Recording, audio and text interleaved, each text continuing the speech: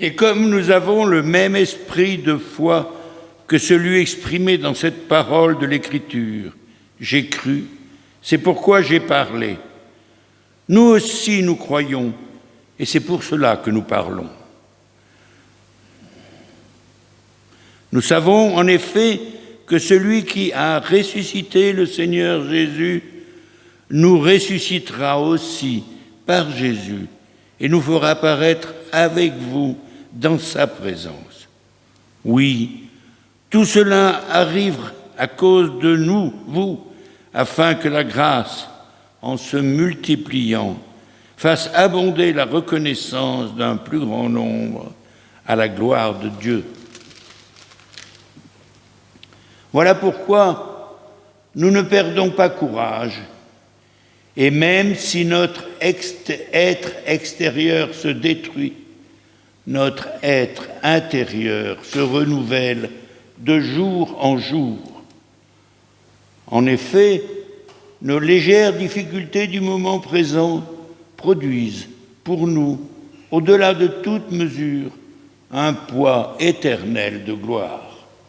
Ainsi, nous regardons non pas à ce qui est visible, mais à ce qui est invisible, car les réalités visibles sont passagères et les invisibles sont éternelles. Nous savons en effet que si notre habitation terrestre, qui n'est qu'une tente, est détruite, nous avons dans le ciel un édifice qui est l'œuvre de Dieu, une habitation éternelle qui n'est pas faite par la main de l'homme. Ils se rendirent à la maison, et la foule s'assembla de nouveau, en sorte qu'ils ne pouvaient même pas prendre leur repas. Les parents de Jésus, ayant appris ce qui se passait, vinrent pour se saisir de lui, car ils disaient « Il est hors de sens ». Et les scribes qui étaient descendus de Jérusalem dirent « Il est possédé de Belzébul. C'est par le prince des démons qu'il chasse les démons. » Jésus les appela et leur dit sous forme de parabole « Comment Satan peut-il chasser Satan ? Si un royaume est divisé contre lui-même, ce royaume ne peut subsister. Et si une maison est divisée contre elle-même, cette maison ne peut subsister. Si donc Satan se révolte contre lui-même, il est divisé et il ne peut subsister, mais c'en est fait de lui. Personne ne peut entrer dans la maison d'un homme fort et piller ses biens, sans avoir auparavant lié cet homme fort. Alors, il pillera sa maison. Je vous le dis en vérité, tous les péchés seront pardonnés aux fils des hommes et les blasphèmes qu'ils auront proférés. Mais quiconque blasphémera contre le Saint-Esprit n'obtiendra jamais de pardon. Il est coupable d'un péché éternel. Jésus parla ainsi parce qu'il disait, les scribes, il est possédé d'un esprit impur. Survient sa mère et ses frères, qui se tenant dehors, l'envoyèrent appeler.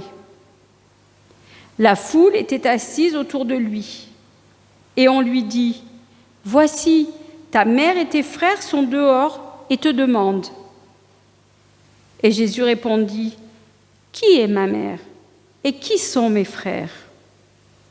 Puis, jetant les regards sur ceux qui étaient assis tout autour de lui, « Voici, dit-il, ma mère et mes frères.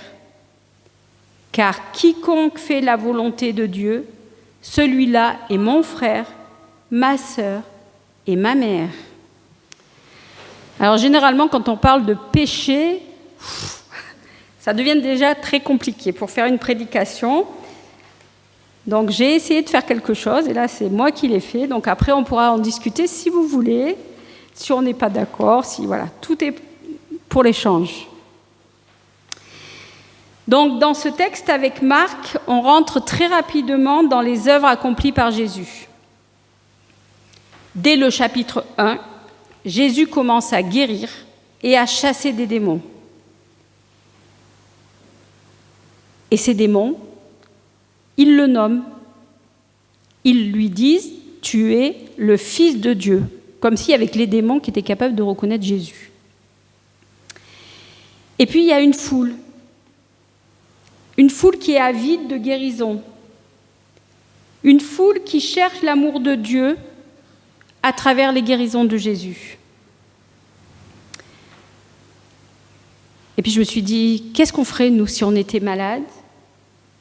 Si on apprenait que Jésus passe par là, est-ce qu'on n'essaierait pas de se jeter sur lui pour être guéri? Bien sûr que si. Parce que ce mal qui est en nous et qui nous détruit, sans que personne ne comprenne ce qui se passe, il est très difficile à vivre. Il nous empêche de vivre, justement. Il nous empêche de vivre comme tout le monde. Et clairement, quand on est malade, on a envie de voir, comme cette foule, ce mal disparaître. Et avec Jésus, c'est extraordinaire, parce que c'est un mot, un geste, et parfois même, il dit rien, il voit rien, et on vient lui toucher sa veste et on est guéri. Et en même temps, cette foule, elle est oppressante. Juste avant, Jésus avait demandé aux disciples de lui préparer une barque pour qu'ils puissent parler à cette foule, mais pouvoir rester quand même en retrait. Et dans ce chapitre-là, dans ce chapitre de Marc, Jésus ne souhaite plus aucune distance. La foule, elle est là, elle est massée autour de lui, elle ne lui laisse même pas la possibilité de prendre son repas, mais ce n'est pas grave, il accepte, Jésus les accepte.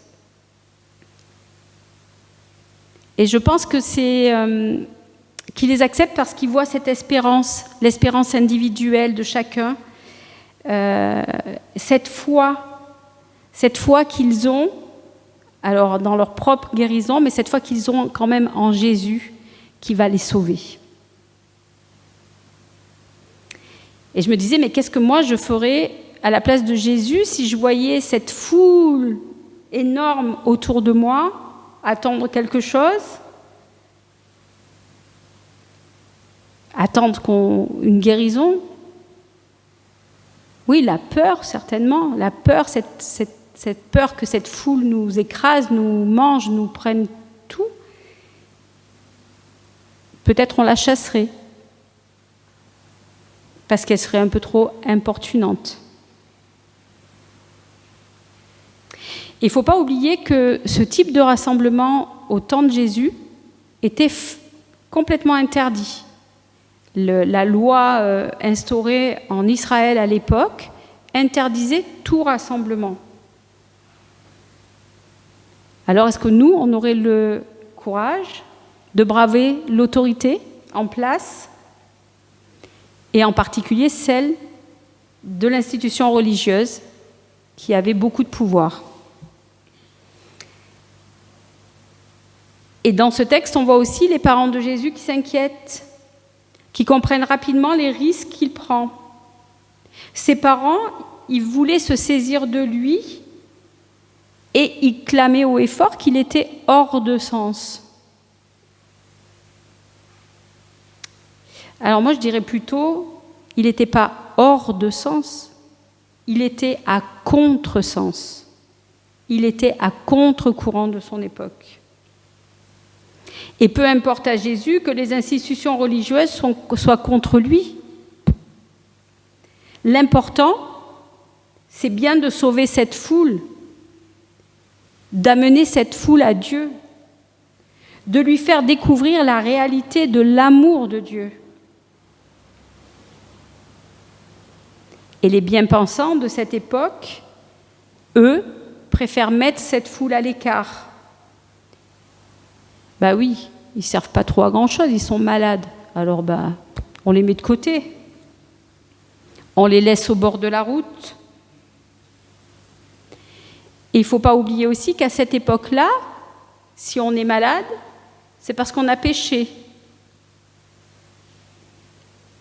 Et que la maladie, c'est mérité, c'est une colère divine. Je parle bien ici des pharisiens et des scribes. Et d'ailleurs, ces pharisiens, ces scribes, ils ont fait porter beaucoup de malheur à notre Dieu, alors que c'était bien le joug des hommes, leur joug à eux, qui ne leur permettait pas de voir l'amour de Dieu. Bah oui, quand on dit à quelqu'un « t'es malade, c'est normal, t'as dû pécher, sinon tu ne serais pas malade », c'est un sacré poids qu'on lui met sur les épaules. Et où est l'amour de Dieu quand on fait ça? Alors, sommes-nous parfois les scribes ou les pharisiens de notre époque? Jugeons-nous un peu trop facilement nos contemporains qui courent vers les portes de la maison de Dieu et qui la trouvent fermée?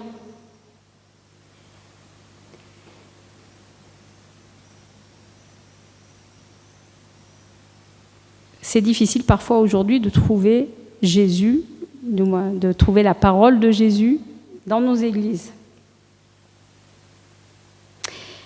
Dans notre texte, les scribes vont jusqu'à dire « il est possédé de Belzébul, il a un esprit impur ». Alors oui, traiter Jésus de diable, alors qu'il est en train de soigner tous ses malades, alors qu'il est en train de chasser les démons, alors qu'il parle de Dieu à la foule, alors que Jésus lui redonne l'espérance que d'autres humains lui avaient enlevée, alors que Jésus guérit. C'est fort de Roquefort de le traiter de diable. Bon, on sait très bien, les scribes, c'était pour garder leur précaré, c'était pour garder leur petite autorité, pour pouvoir faire leurs petites affaires et avoir leur petit pouvoir sur cette foule. Et bien sûr, Jésus, Fils de Dieu, c'est inconcevable dans leur esprit. Alors c'est beaucoup plus simple de l'accuser de prince des démons. Et là, il n'y a pas de discussion possible. Si c'est un démon, il peut juste mourir. Et dans ce texte de Marc, Jésus fait un petit rappel pour ses contemporains, mais je pense aussi pour nous. Quiconque blasphémera contre le Saint-Esprit n'obtiendra jamais de pardon. Il est coupable d'un péché éternel.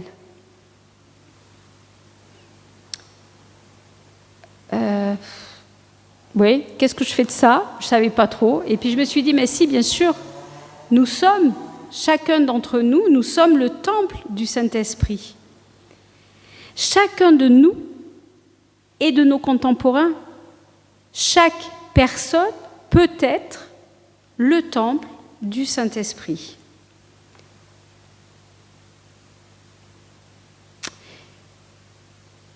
Et c'est vrai que dans nos églises ou dans certaines églises, on nous dit on a été choisis.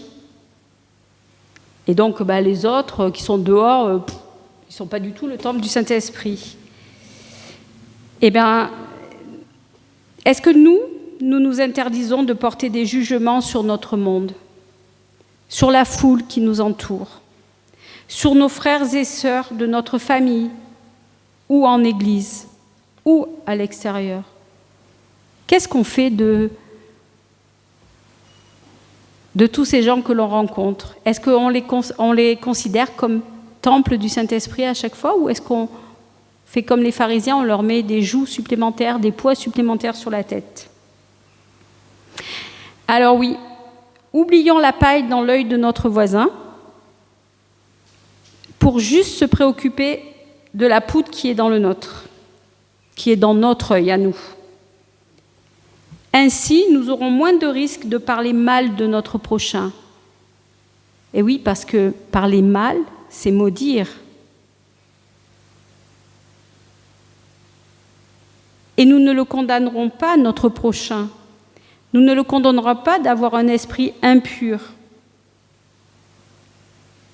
Et alors, on sera assuré du pardon de notre Dieu. Et Jésus poursuit son enseignement en nous disant « Voici, dit-il, ma mère et mes frères. » Et ce n'était pas la mère et les frères de la famille. Non, c'était la foule autour de lui. Et il rajoute « Car quiconque fait la volonté de Dieu, celui-là est mon frère, ma sœur et ma mère. » Et oui, Jésus parle de cette foule oppressante et malade, cette foule dont nous faisons partie. Nous sommes son frère, sa sœur, sa mère. Et bien sûr, nous sommes guéris. Nous sommes guéris quand nous laissons Dieu agir en nous par le Saint-Esprit. Alors, est-ce que nous écoutons toujours la volonté de Dieu? Surtout quand elle va à l'encontre des codes de notre société? Osons-nous parler librement et ouvertement de Jésus? Est-ce que nous osons témoigner de tout ce que Jésus, par le Saint-Esprit, nous donne? Comment il nous guérit? Et puis, laissons-nous la place à notre frère et notre sœur quand il entre dans notre temple, quand il propose des idées qui peuvent nous sembler complètement loufoques? Est-ce que nous laissons la place aux jeunes? Alors là, il n'y en a pas trop dans notre temple, donc on conclura ce qu'on veut, qui voient le monde avec des yeux tellement différents des nôtres. Oui, gardons-nous d'enfermer notre frère, notre sœur, notre mère dans notre religiosité. Et ainsi éviter de traiter d'impurs leur Esprit Saint. Amen.